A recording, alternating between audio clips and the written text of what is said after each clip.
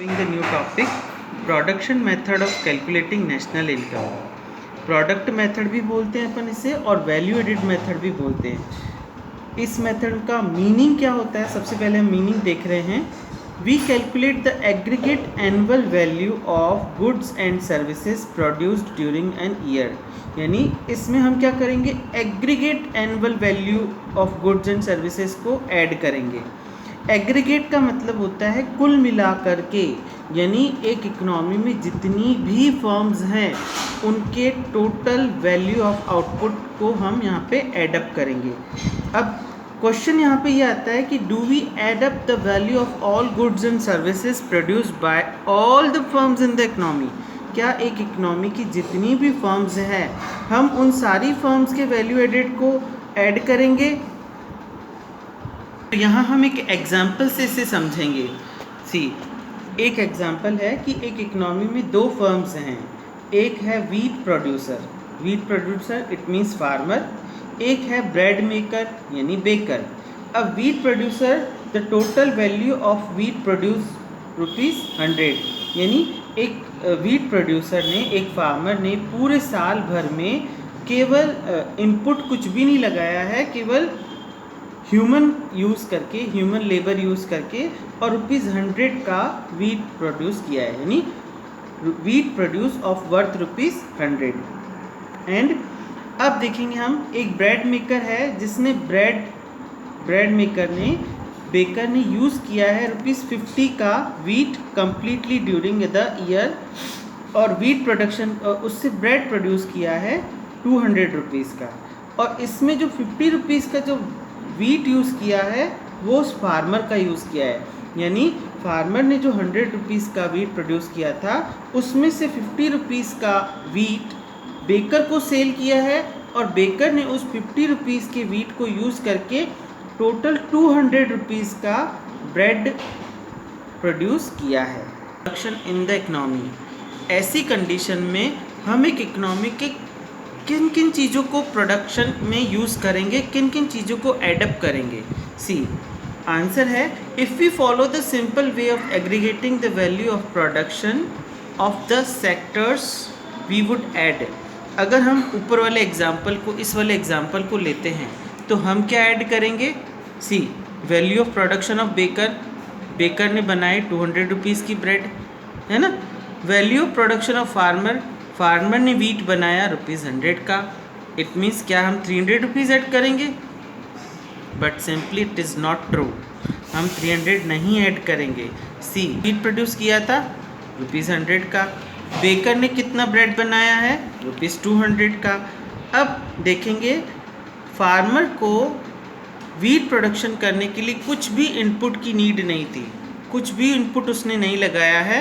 Instead of उसकी खुद की हेल्प है, यानी उसने ह्यूमन लेबर, अपना खुद का ही लेबर यूज़ करके, अपने आप को यूज़ करके उसने ₹100 का वीट प्रोडक्शन किया है। यानी यहाँ अगर हम देखें तो इनपुट कुछ भी नहीं है। इनपुट आप पढ़ चुके हैं ना क्लास में, हमने देखा कि फार्मर ने केवल अपनी खुद की मदद लेकर, लेकिन जो बेकर ने इसमें ₹50 का वीट फार्मर का, यानी बेकर को इनपुट की, यानी रॉ मटेरियल की नीड पड़ी थी ₹50 की गेहूं की, वो उसमें किससे लिया, फार्मर से।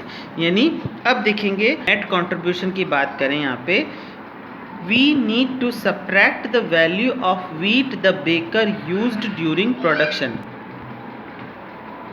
असल में अगर हम ये समझें कि इसके थ्रू हमें जो ₹50 का वीट उस बेकर ने यूज़ किया है, उस 50 को हमें सब्ट्रैक्ट करना पड़ेगा, तभी वो फाइनल इनपुट में ऐड किया जा सकेगा। क्योंकि इस 50 को हम यहाँ भी ऐड कर रहे हैं, इस 50 को हम यहाँ भी ऐड कर रहे हैं। यानी ऊपर वाला एग्जांपल जो देखिए, मैंने आपको बताया था ना, अगर इसके अकॉर्डिंग अगर हम चलें तो क्या हम बेकर के 200 लेंगे तो ये 300 हो जाएगा, जबकि ऐसा नहीं है। यानी इसको सब्ट्रैक्ट करना पड़ेगा जो कि बेकर ने एज रॉ मटेरियल फार्मर से लिया है। अगर हम ₹300 वैल्यू ऑफ आउटपुट मानते हैं तो हम प्रॉब्लम किसकी कर रहे हैं, डबल काउंटिंग की, जबकि हमें डबल काउंटिंग नहीं करना है।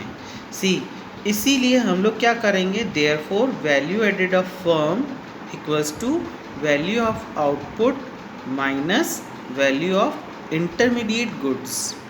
इंटरमीडिएट गुड्स का मतलब है रॉ मटेरियल की वैल्यू को, रॉ मटेरियल हमने जितना यूज़ किया है ना उससे हमें माइनस करना है।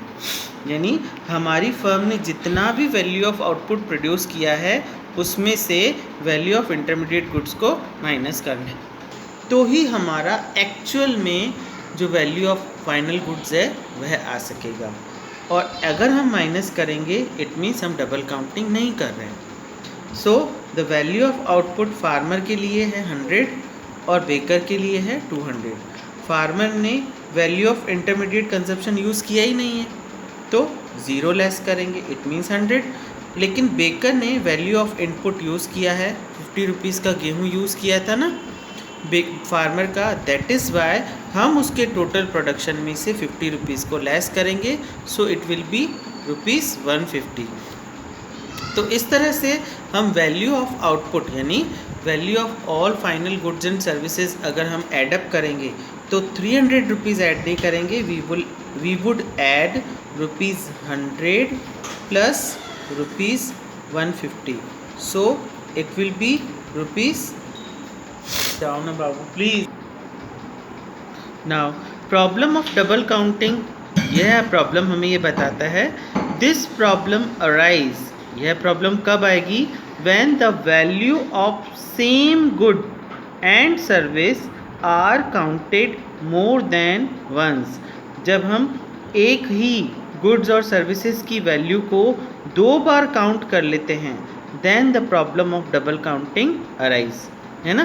यानी मैंने वो एग्जांपल दिया था ना आपको कि वो 300 ऐड नहीं करना है हमें, that 250 we need to add, है ना, तभी हम एक्चुअल वे में प्रोडक्शन मेथड को यूज़ कर पाएंगे।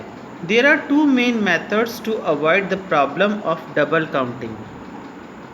अगर हमें प्रॉब्लम ऑफ डबल काउंटिंग को अवॉइड करना है तो इसकी 2 अप्रोचेज़ हैं, 2 मेथड हैं। पहला मेथड है take value of final goods and services only subtracting all intermediate products.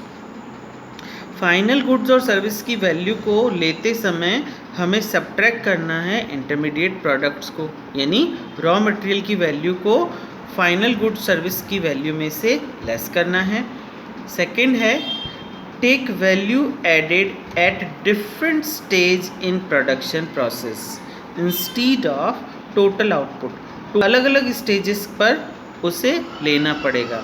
जैसे समटाइम क्या होता है एक किसी दूसरी फर्म है, तो इस तरह से अलग अलग स्टेजेस पर जितना वैल्यू एडिशन हुआ है केवल वही हमें अडेप्ट करना है ना, प्रॉब्लम से दूर हो पाएंगे, है ना।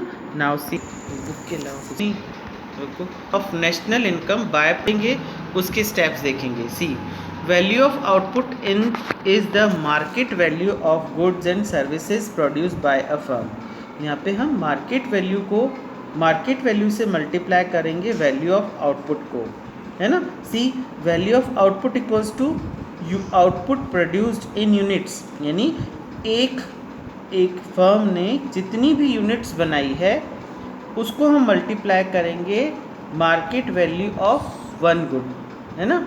सी अगर अब कंडीशंस क्या आती है, if a firm had no initial unsold stock, अगर किसी फर्म के पास कोई भी शुरू में बिगनिंग ऑफ द ईयर में कोई अनसोल्ड स्टॉक नहीं है, if a firm had no initial unsold stock, तो हमें क्या करना है, वैल्यू ऑफ आउटपुट प्रोड्यूस कैसे निकलेगा, sales plus value of unsold stock.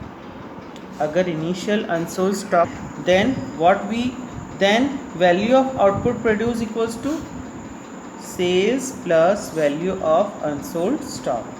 सी अब यहाँ पे सेल्स का मीनिंग क्या हो सकता है, sale of goods and service to domestic buyer.